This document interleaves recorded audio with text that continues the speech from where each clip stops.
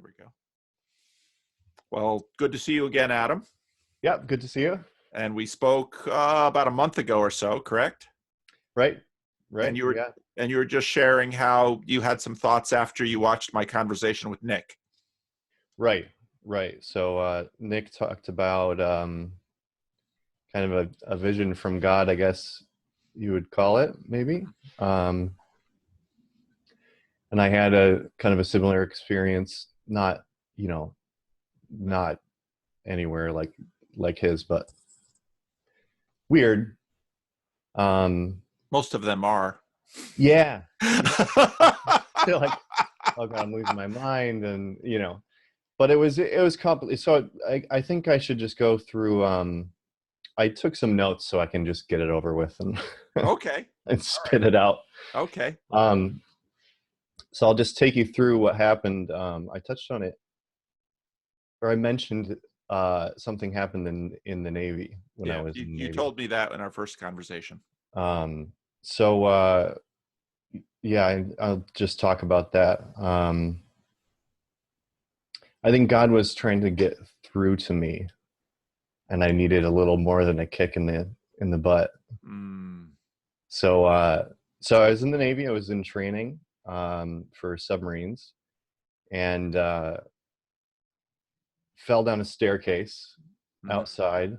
And when I hit the bottom, I got a traumatic brain injury and a seizure disorder. So I had my first seizure then, and they just kind of kept coming, and they were trying to get me on medication, and nothing was. It would help, but it wasn't. It was clearly not the right medicine. I was still having seizures, and um, at one point, the neurologist, the civilian kind of contract neurologist on base, stopped showing up to work. And through this whole thing, the Navy treated me very well and took care of this. And it was just crazy circumstances, and so Well, so she. and many, I mean, this is, as a pastor, I know that the medical doctors can do a lot, but they can't do everything. And often doctors, it's trial and error in many cases, Oh especially yeah. with anything that has to do with the brain. It's just trial and error. What else can you do? Yeah. Yeah. Well, I'm sure they know a little bit more, but yeah, and her course, her caseload was huge. I mean, there was a clinic specifically for brain injuries on the base, and I think she was just overwhelmed and couldn't handle it. So she left, and that's when the medicine I was on started. I started having petit mal seizures along with hallucinations. In a alongside my, like, the big shake on the ground seizures. So yeah, so that started happening, and there was no neurologist to switch my seizure medication, and we didn't. I don't think at that point we'd thought that was what it was. Mm-hmm. So the psychiatrist in the same office prescribed me like antipsychotics, and that didn't do a thing. Hmm. If anything, it made it worse. I don't know, but for about the whole month of October in 2013, I was just having these crazy hallucinations every once in a while, um, and a few stuck with me. But I'm just going to talk about one. Um, yeah, I was in the car with my friend, and we're going around this bend, and I see a sailor kind of like in my vision in front of me, and then I went into a seizure in that moment, and then within that little frame of time kind of slowed down, and the guy across the street shot me in the head, and as like the bullet was coming towards my head, and as it was like, going into my brain, I came to, I got like knowledge of all at once, of like 20 letters in my handwriting, like all in my head at once. And it was everything I would need to tell everyone I loved throughout their life, Hmm. if I were to die at Hmm. that point. And I've had some issues with depression, especially through all that process. And after watching Jordan Peterson's videos, I started to analyze it, because before it was, I didn't think about it. I didn't. First of all, I didn't want to process it, Right. but also I didn't think it would be of any use to me. So now the way I view it, God was kind of saying, like, you still have something to do. Like, you're still, like, you're going to live the rest of your life out and stick through it. Mm-hmm. Mm-hmm. Yeah, that went a lot quicker than I thought it would be. Just like shook my world. Like, that month was crazy. There was this like predatory bird in my room, and it was like, I was laying in bed, and I was looking simultaneously at, like, from my perspective and then from the bird's perspective, and it like lands on a huge black bird, lands on my chest and starts like opening up my rib cage, Hmm. like looking for something. Hmm. Um, and that one I'm still processing. I think it has something to do with like inner reflection Yeah. and something like that. But There's when I was reading Jung's autobiography, which apparently from what I've learned now isn't quite an autobiography, but hmm, I was struck by all of the I mean, one of the takeaways I had from that book was I'd always kind of laughingly seen people interpreting dreams, but from that book I derived an appreciation for what we can learn from experiences like these. It's yeah, not easy to know exactly what they're telling us or what we can know about ourselves from them, but it's, the brain is just such a, I think part of what I've learned through this year and a half with Jordan Peterson is a deeper appreciation for and this is exactly what I took away from that Jung book, is the connection between the outer story that both of us and just about anybody in the world can easily understand. You and I are having a conversation via this video chat. We've shared stories a little bit. I've said some things about my life. You said some things about your life. But there's this layer of being is getting overused. There's this layer of stuff that is inside and outside of us. And so when I'm, for example, working with someone who is suffering, maybe it's hmm, depression, maybe it's they have some other issues that are going on psychologically, socially. I mean, it's basically it's all one thing. And so what gets manifest then through these dreams, through these hallucinations, through these experiences, because when we use the word hallucination in our context, it's a dismissive word. right. Yeah, like it was like a mirage or something. Right. Like it's of no value. Right. Yeah. And then when Peterson says like when he talks about dreams, and then you wonder why we have them 8 hours a night, or however many hours a night every single day of our life. Well, it seems obvious at that point that there is something there to look at least. Well, and what, we all know from experiencing our dreams that they are related to our lives. And even at a fairly facile level, if you go to bed and you are anxious about something, well, you're probably going to have anxious dreams. Many of us have the experience of fever dreams. And if I have a fever in the Mm, night, I almost always know it because I'm used to the kinds of dreams I have when I have a fever. So it isn't nothing that we're dealing with.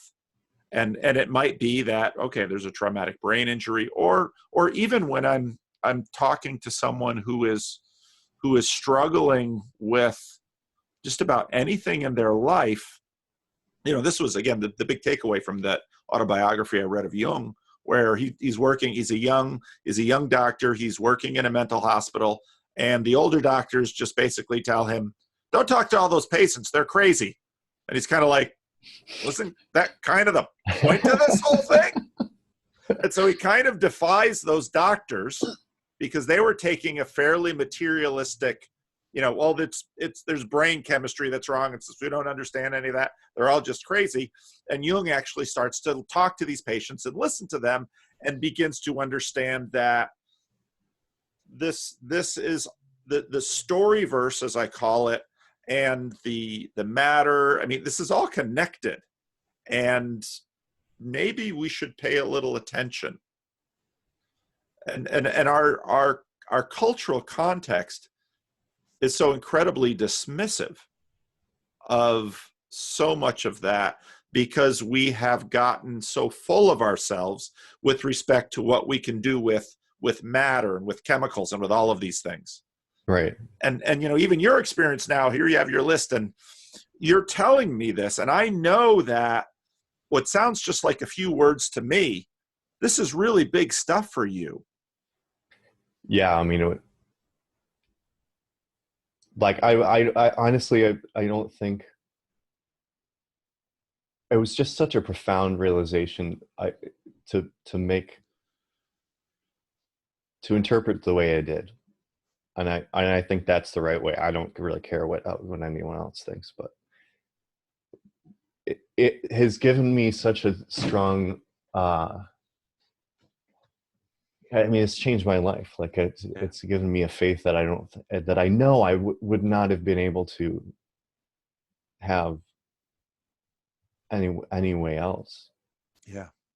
And to me, that doesn't speak now, you know, I'm sure some listening to this video, if we do publish it, I'm sure Hmm. some listening to this video would again be dismissive and say, as one could say, well, people have a lot of experiences, and and I sit down with people who have experiences that they simply don't correlate to the rest of the world, and in certain ways, so that we as a community pretty much dismissive. There was a woman who, I have a lot of experiences with schizophrenics Hmm. in this neighborhood because there's a lot of group homes, and there was a woman who was a schizophrenic, and she was basically squatting on the church grounds for a while, and we didn't have a child care center, so I could kind of get away with some of that stuff with some of the homeless people.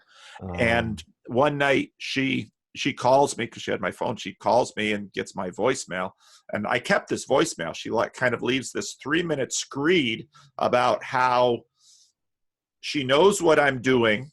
I've got her family locked up in the Livingstone's dungeon, and that on the radio they know too. So I'm not going to get away with it. So I should let her family out of the dungeon. And it's like, Did you let him okay. go? But so Livingstone's Christian Reformed Church does not have a Yeah. dungeon. No. Okay. I am Good not to know. keeping, we don't even have a basement. We're in California. Right. That's right. That's That's right. right. We don't have a Oh, basement. you poor soul. I've never met her family. I am not keeping them in a dungeon or torturing them or anything like that. And I know that as sure as I'm sitting here talking to you. But Mm. there's a reason that, there's stuff with her family. The more I got to know her, and, I began having kind of that Jung experience listening to her. It's like, all right, this is crazy, but it's not only crazy. Right. But it makes sense. Yeah. It's not just completely random what she's saying, right? That's right. That's right. It's based on her experiences and her, That's right. yeah. And so, what you're describing, and this is one of the things I appreciated about C.S. Lewis, and learned this quite early on because my father loved C.S. Lewis, and he read the Narnia Chronicles fairly early on. I could hardly sit still, but my older sister sat through all of them because I was too ADHD. Oh yeah, yeah, me too. Yeah. But C.S. Lewis in The Lion, the Witch, and the Wardrobe, when Peter is concerned about Lucy because she's telling these stories of going through the wardrobe and meeting Mr. Tumnus, and the professor says, well, do you know your sister to be a liar? Well, no. Well, then why don't you listen to her? Well, there can't be a wood in winter with a fawn through the door of the wardrobe. And the professor also knew something because of The Magician's Nephew, which is a prequel that Lewis wrote later. Well, there's lots of things we don't know. Why don't we listen to each other? Mm-hmm. And I think part of the liability we've had culturally has been we got dismissive about too much and categorically. Right. Because anyone listening to your story that you told before, is your life, this might make Sam Harris's skin crawl, is your life better with God? You tell me. Oh yeah. Yeah. Plain as day. Yes. Yeah. And sometimes I'll talk to people about Paul in the prison in Philippi. That's a story in the book of Acts, where Paul has now been arrested for something he didn't need to be arrested by. He didn't play the Roman citizen card. He is in stocks on the floor of the jail, which means they basically set you down and they splay your legs in these stocks, which you might do it for a minute and say, well, that's not so bad. Yeah, but stay there all night. And so he is basically being tortured. And what is he doing? He is singing songs of praise to God. And the rest of the prisoners are listening, because here's the thing. If you're around crazy enough, crazy. But when you see this guy and he's happy in the way he is, you say, I'm not quite sure it's sane, but it ain't that kind of crazy over there. And I wouldn't mind having some of that crazy in my life. Mm-hmm. And that when I listen to people tell their stories, like your story, like Nick's story, I withhold judgment because, well, first of all, why judge? Yeah. It's not like you have to make a decision on what No, like how you interpret it. It no, doesn't matter. no. And you can hold it, you can hold it open, like just not make a decision. Yeah. On what you think. That's right. And from what I've seen you through a very small window, but you sent me this, and I get letters from people sometimes, usually from jail or prison, and Wow. well, I get a letter from no, not from this Jordan Peterson thing, because they can't get internet there. I was gonna say. No. but from people that I've known through my ministry who Okay, yeah. landed in prison. And right now I'm getting letters from a young man who was a teenager when he was in this church, and he goes to jail, prison, and he writes me. And if you read his letters, it's like, this guy needs serious psychiatric help. He just does. And you can read it in his letters, but you don't show me signs of that. No, I could use psychiatric help. I mean, none of us are as Yeah. clear as we should be, or can be, perhaps. But this is not the act. This is not the workings of a crazy person. I would say I'm pretty put together, aside from like that crazy month. Yeah, yeah, I'm pretty solid in reality, I'd say. And there are signs that you can tell that, you're in a home. Yes. It's clean, Relatively. relatively. It's Yeah. my mother used to have a little plaque up. It said, our home is clean enough to be healthy, but dirty enough to be happy. I Yeah, thought that's a pretty great good. thing. Yeah. But and I appreciate you getting back to me, because wanting to talk more about this, because what Nick's video, part of the reason I really wanted to share it is Nick feels alone, but he feels alone because of our culture. Yeah, I was actually gonna say, if you want to put me in contact with him, that'd be cool. Okay. Because I live in New York, and it's upstate's not as secular as New York City, but it's still, none of my friends I can talk about this stuff to. Yeah. I mean, I have this Instagram page, Adam.orthodox, that I share, and I've met so many awesome people through that. Yeah. I talked to Mason. You talked to Mason Rite. I probably Oh yeah, butchering yeah, that. yeah, yeah. But we talk every few weeks on the phone on his lunch break. Oh, And wonderful. he's brilliant. I feel so stupid every time I talk to him, but I learn so much. Oh, he's a smart kid, I'll tell you. Oh man, he's sharp. Yeah. But yeah, I think that'd be cool to have a little chat every once in a while with Nick and whoever else, and really. But, I but just love it. what I'm saying is that as a culture, Oh yeah, this yeah. Sorry. this secular program, Sam Harris wants to talk about how religion has hurt people. Yeah, absolutely. It's, bring your stack and I can add to it. As a pastor, I have a front row seat of how religion can hurt people. No question about it. Oh yeah. At the same time, well, let's talk about secularism and how people have experiences. And what we do is we put them in a closet and we silence them and we shame them and we delegitimize their experience, because we say, why? Well, it's because we as a culture are, well, I can't handle that because I can't explain it. Mm-hmm. And what that does then pastorally to people is, well, on one hand, it means that there's a certain level of society where everyone's pretending like these kinds of things don't happen. But then it also puts things down into the underground.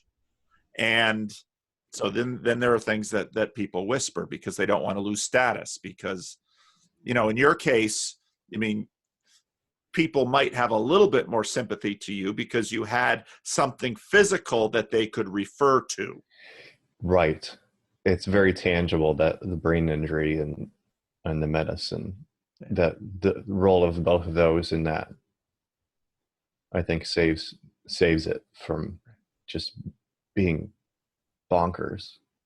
Yeah. Whereas someone else who has a history of what we call mental illness, that's part of the reason there's so much stigma about it. Mm-hmm. And, so this woman who was not on her schizophrenic meds, and so she was homeless at that point. She was disabled. She had a really bad leg, so she kind of limped around. But, there were times when she could be a really delightful woman and have lovely conversations. And then there are other times when she'd be on the church grounds screaming her head off in the middle of the night, yelling at Mm. the demons in her world.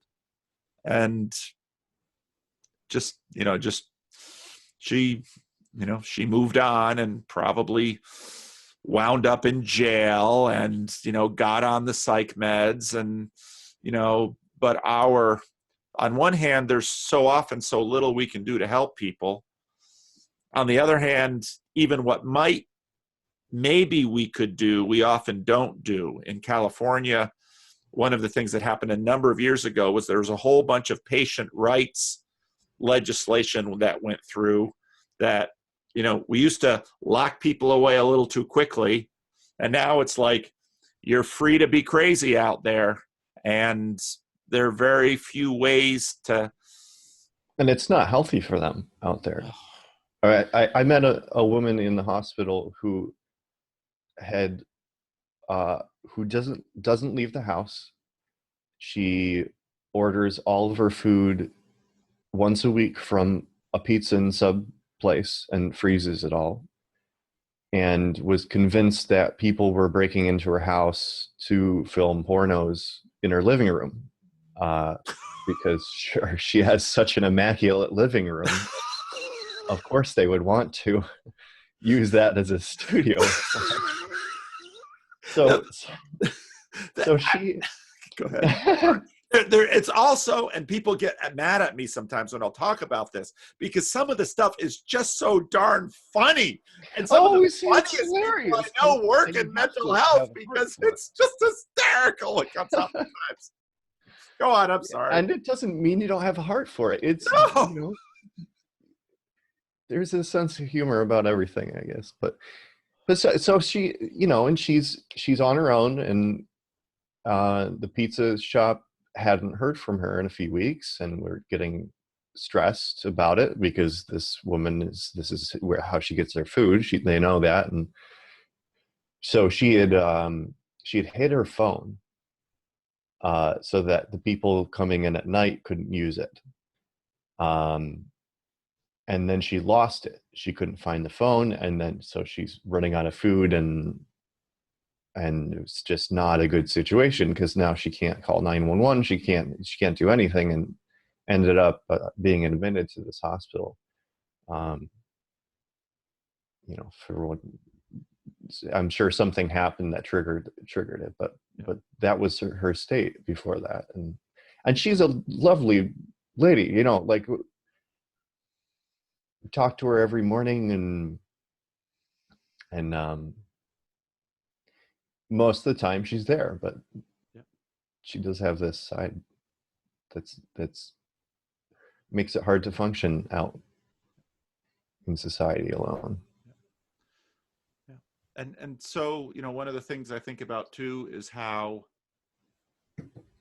So as a society, we've been evolving. We've gotten less and less agrarian. We've moved out of villages to into cities. I can think of a man growing up who would babysit for us sometimes. He was pretty significantly, back in this day, we called it retarded. He was pretty significantly impaired.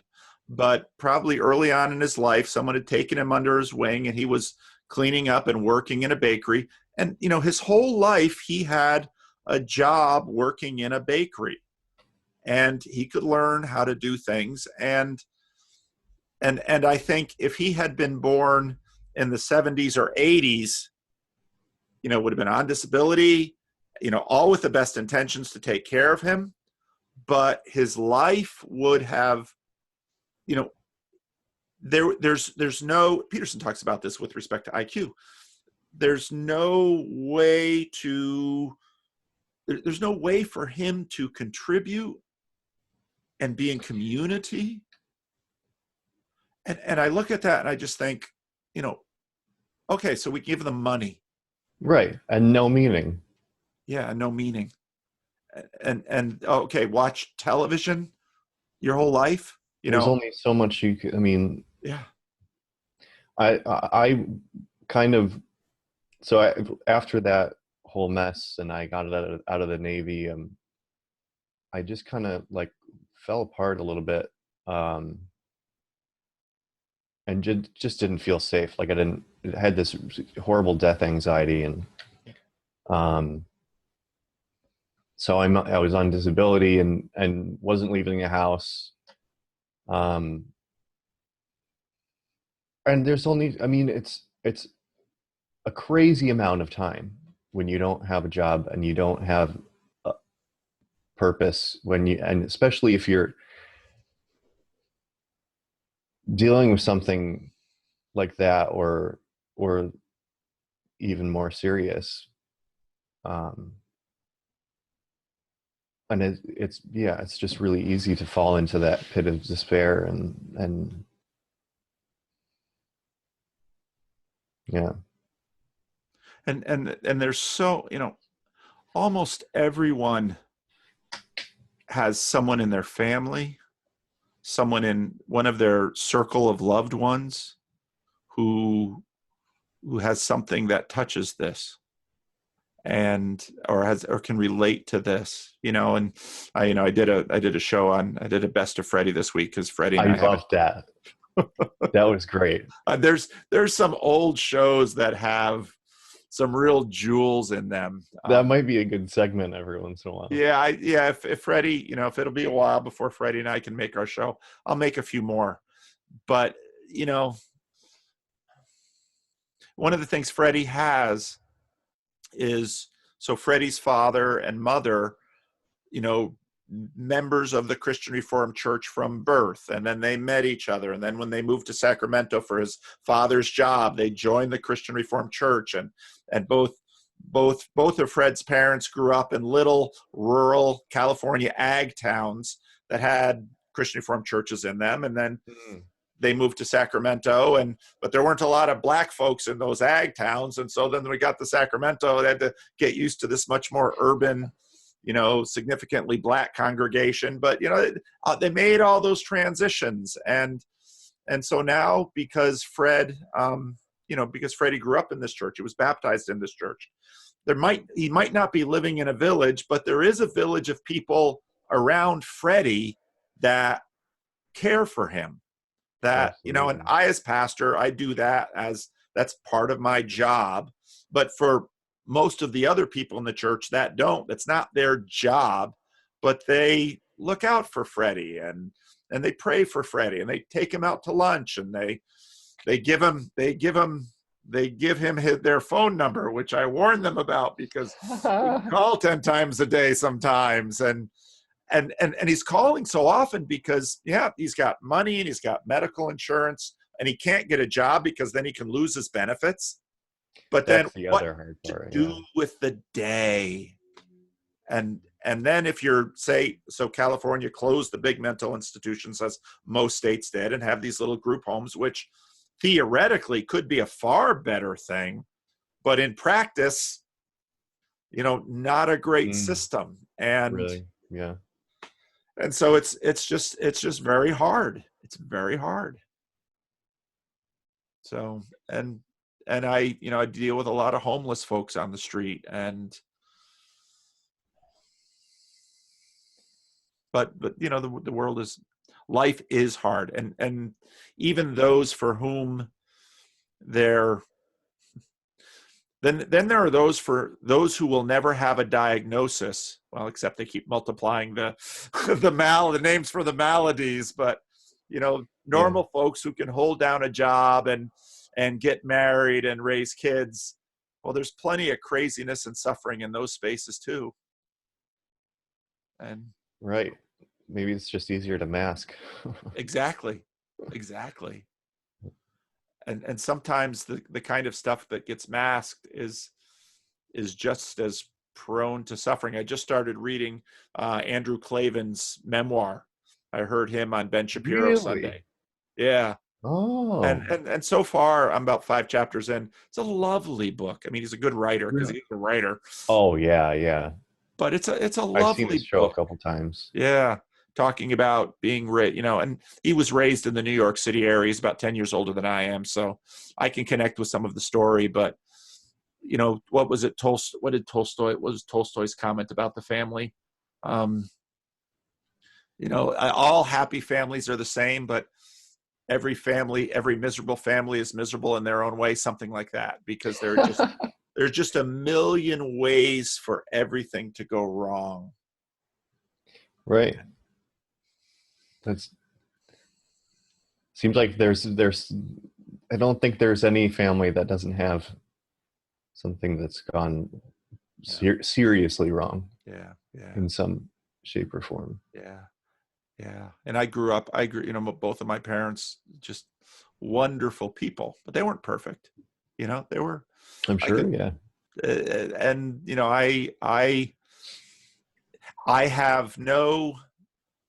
can take no credit for what, in my opinion, although some people in the comment section say I was terribly abused by my parents, giving me all this religious BS. Oh God, brother. Again, that gets back to the health thing, because parents did the work, took care of their kids, did all of this to health is a fragile thing. Mm-hmm. That's true. But I appreciate you wanting to share. I wish more people would share their stories. And again, there's a lot of reluctance to, because you lose status. Yeah, I mean, I was kind of stressing about this for the past few weeks. We don't have to post it, so. No, I'd like you to post it. I'll give you the go ahead now.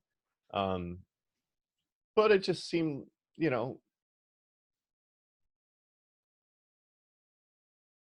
seemed right, and your audience isn't in the millions. It's some people say it will be. I have my doubts. Yeah. Hopefully my video is long buried by then. Oh, how are you doing on time? I'm okay. I get another 20 minutes or so. So if you got something else you want to talk about, we have time. Well, I've got this stack of books. You've been influencing my reading list. So what you been reading? The Lord and His Prayer, N.T. Wright. Okay. I haven't read that. N.T. writes more books than I can read. What'd you think of the book? Oh, it blew me away. I mean, I bought another one. He writes so many books because people buy them. I know. Well, what was the other one? Why the book was about the good news and why it's good and why it's news. So that was I picked it up at Barnes Noble the other night. I was out there just because I liked this book so much. And it just went through the Lord's Prayer and kind of gave me a little insight. Like, I never knew, we say us a lot in that. And I say it like I mostly pray that during the day. So while I'm washing my hands, I'll say the Lord's Prayer. That's a good habit. My priest recommended it. Isn't that great? Because wonderful idea. It's the perfect length when you use soap, wash your hands, dry off, and then you're done with the prayer at that point. And you're a captive anyways. You can't fumble around with your phone or so we say us a lot, and I feel weird saying us like alone in a bathroom or wherever, when I'm saying it and I'm not around people. But he says I think this is but he says when we're saying us, it's everyone. Everyone. Whether they're praying it or not. And that was I'm gonna think about that a lot differently as I say it now. Let me see what else I highlighted. there's this lovely way in which, and this is something that I think the church tends to get wrong sometimes. The gospel, it's right there in the gospel. It's that Jesus dies for the world. And now, okay. And that actually gets played out. The Calvinists have been wringing their hands about that with the question of can't think of the tulip now. Total depravity, a limited atonement. The question about how does that work with respect to this? I mean, that's what limited atonement in the Calvinist question is about. But the idea that the gospel is always this is God's gift for the world, and then there's these universalist passages in the Bible that, just as in Adam all fell into sin, in Christ, all are made alive. All. Yeah. But some passages are more particularist and other passages are more universalist, and the Bible has both of them. And so give us this day, give us. Yeah. Everyone. That's right. Not just me, not just my neighborhood, not just my family.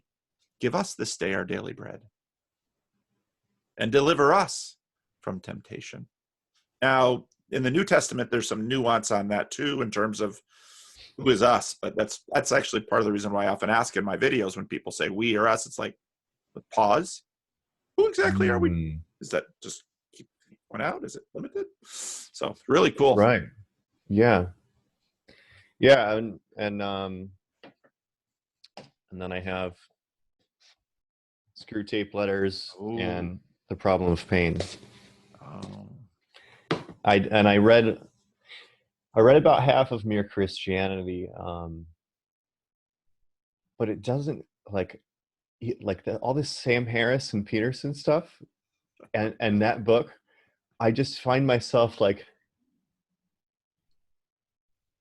I'm not interested in it anymore because I'm already past that point, and I feel like super selfish thinking that, like, well, I'm beyond being an atheist now. But like, it's just not something I care about anymore. Yeah. Well, interest is funny that way, and because what is interesting for us now, and Screw Tape Letters. Oh, that's a fun book, and it's a Have you started it yet? No. I was talking to a woman at church about it because she asked what I was reading, and I told her this list, and she's like, "Oh, you'll have to tell me how you liked Screw Tape Letters. We should talk about that." Piqued your interest. So yeah, and the problem of pain. When you read the problem, I hate to, why isn't Amazon or why isn't Harper and Row endorsing my channel? I keep selling books for them. I know, right? But to read Lewis's Problem of Pain, a good companion for that one is A Grief Observed, because he wrote The Problem of Pain fairly early in his career as a Christian, and then when Joy dies, his beloved wife, and it's really interesting because, of course, Lewis lived through World War I, and there's so many biographies of Lewis.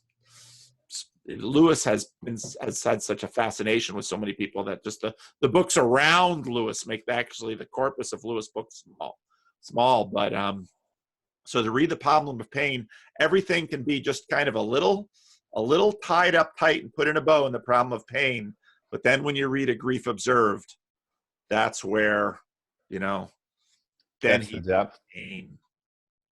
And so it's if you're probably in a good place now to read The Problem of Pain, but if you're really struggling, you'll find communion in A Grief Observed. Okay. Because that's where Lewis, all of those answers that he felt when he kind of felt like he had a handle on his life, when his wife dies and he doesn't have a handle on his life, that's when he pours himself out in A Grief Observed.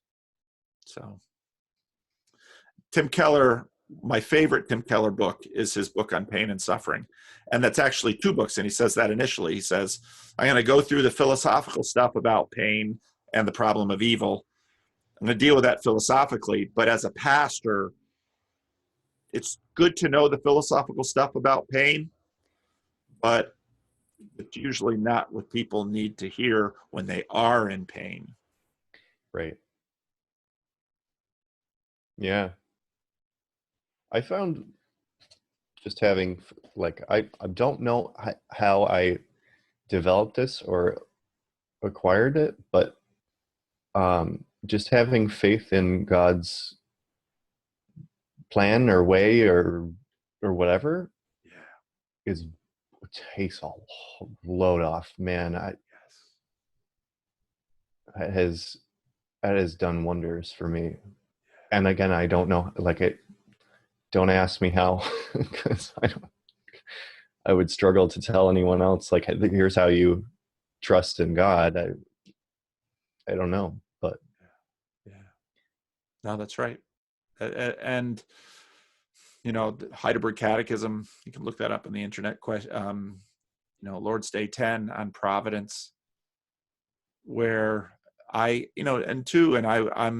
blessed by my parents having raised me in the church, and what's the blessing of having grown up in a healthy church with healthy parents and having this built into you early is that I remember there was a period of my life where things were really falling apart, and through that time I always knew, okay, everything can go wrong in my life, but I have a deep sense that God is with me. And this is, that's one of the amazing things about Christianity, is that common religion says, do good things, you'll be rewarded by having good things. Do bad things, you'll get punished, basically karma. And the answer to that is Jesus, because in Jesus it's very archetypal. You have the perfect man who, has a disaster of a life, especially his last 3 years. Yeah, it's true. It's the answer to the book of Job. I mean, Job doesn't get an answer. In a sense, God tells Job, I can't, he doesn't even say, oh yeah, the Hasatan and I had a little wager on you, trading places style. God basically says, Job, you can't handle the truth. So, little puny brain person, I will show you how great I am. Deal with it. But then Jesus comes and, really opens up who God is in his heart. But that then exposes us to all of the unanswerable questions. Well, if your son asks for a fish, will he give him a snake? Well, we get snakes in life, and so then we say, Father, you've given me a snake. Well, Jesus was given a snake. So.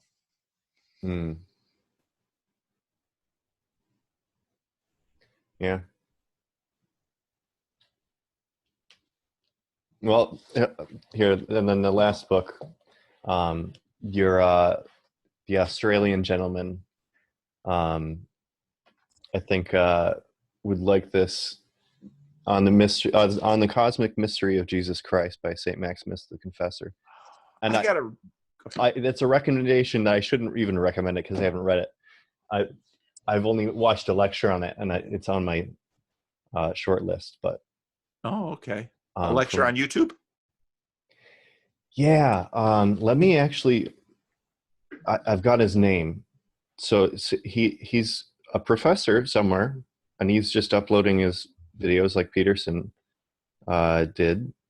And there's this whole playlist he has on the early Christian, Really? Desert Fathers and early Christian writing. And I'd like to see that. Because I don't know part of the blind side of a Western Protestant theological education is it's woefully deficient on church fathers. Yeah, that's so strange. There's so much there. But the guy's name is Ted Sherman. And Oh, this clip I'm looking at, I clipped out. He says he's talking about Maximus and what Maximus says um, about the second coming and why the Earth still exists, and he says that the only reason that the world is still the way it is, and we haven't seen the second coming yet, is because holy people are praying. I'm going to butcher this, but holy people are praying all the time that uh, God won't end it, so that all can be saved, because there's still some lost, and you know, forestall it until we can save everyone, I think is the idea. Okay. That was a common, so in Luther's time, that was a common refrain too, that there was a prophecy that went out that God was going to judge the world, but certain group of monks had been praying, and so God lengthened the time. So that Mm-hmm. that's I a thought I thought it was just a beautiful, you know. yeah. He's got some lectures on Till We Have Faces, which I think is C.S. Lewis's best work of fiction. Oh, He's got Beowulf, yeah. he's got Tolkien. I haven't gone through. Right. Yeah. I haven't gone through most of his channel. I just searched for a, a lecture specifically on the book and found one. But he's pretty good. Let's see. Oh, maybe that's a different Ted Sherman. Let me see. He's Oh no, same Ted Sherman. okay. Cool. Well, I Yeah, just he's good. subscribed. Good. Yeah, maybe I'll see you make a video on him. There's so many interesting people to make videos about. I mean, I swear I could do this. I already make a lot of videos. I could Oh make 10 yeah, you pump times it as many videos. There's too much out. stuff. Yeah. But Well, you do a great job. well, thank you. I like him. You know. It's yeah, it's probably good I can't make as many videos as I want. But it's We wouldn't be able to keep up. there's so much cool stuff. Yeah, yeah, and I'm just I every time I find something like this is such a big thing to stumble across, because there's so much content from him. You know, it's like finding another Paul Vanderklay, or you know. I And remember there's I binge watched your channel over the summer, just like everything I could get my hands on at one point. It was just, part when people tell me that, part of me is like, I feel this great weight of responsibility, and I'm worried. I hope I'm not messing people up out there. no, I think the response you've gotten has been pretty good, right? So Oh, well, it's been deeply humbling and gratifying. And you know, so you look at this guy that you just mentioned, and I'm sure you know, I'm sure he's just a brilliant guy. And you know, it's a 3.3, 3,300 subs on his channel. I mean, there's no, and you know, PewDiePie has how many millions? I mean, there's no justice to any of this. no, yeah, You know, I don't know, but I it's I don't know. It's this whole thing has just been fun for me. And you know, we had our meetup on Sunday, and those yeah, meetups are just a highlight of the month because it's just so much fun. You know, now friendships are developing between individuals. It's a lot like that's great. planting a church, and except Yeah, it's I don't know where all of this goes. I'm on my own little strange yeah. journey out of my hobbit hole. You But almost can't even. I mean, you can't predict it, so why even right, right, try and figure it out? Just plug along and right. do what you're doing. Yeah. Well, why stop? And Yeah, but we'll you know, see. I'm gonna try to get a group together at church and watch one of Jonathan's Oh, videos on when he did about the icon of um forgot what the name of The Last Judgment, I think. Yeah. Yeah. I got to catch up. Jonathan's been so helpful in a lot of ways. I really appreciate the work that he does. And he's just such a fun guy. He's a great guy too. Yeah. I mean, just like meeting him and spending that time with, he's just a really genuine guy. Yeah. And Yeah. I don't know if I told you this, but he's I haven't met his family.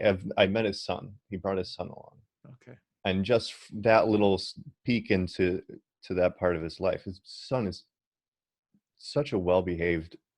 I mean, just like we're eating breakfast and we're having these really deep conversations at breakfast with this whole massive table of people, and his son just gets up. Jonathan didn't say a word to him, and he just starts collecting people's empty trays Wow. and bringing them into the galley or whatever. And You're raised right. Yeah, Doing a good job. yeah. Oh, that's wonderful. So That's wonderful. it was good, and I love that. I mean, the videos. That's definitely my highlight of both your channels is when you guys talk. It's always just really fascinating to hear you guys, because you're coming from different perspectives, but Yeah. with the same Yeah. goal or the same back. Yeah. Kind of. Well, I have a hope to maybe do a conference out here or something and find enough seed money to fly Jonathan out, and so we could meet face to face and maybe have some longer conversations on stage, and that would be a lot of fun. So, and it's a stretch because I might even be able to crowdfund that. yeah, that's actually not a bad idea. I should probably do that. I had a source for anyway getting the seed funding for things that my church doesn't. If I had a big wealthy church, I could set $10,000 aside and we'll do this, but church doesn't have an extra $10,000 to set aside. So right, I'm sure you have other projects going on too. well, we have very little projects. It's mostly just trying to stay alive. So yeah. It's good. Got it. Yeah. Well, thank you so much, Adam.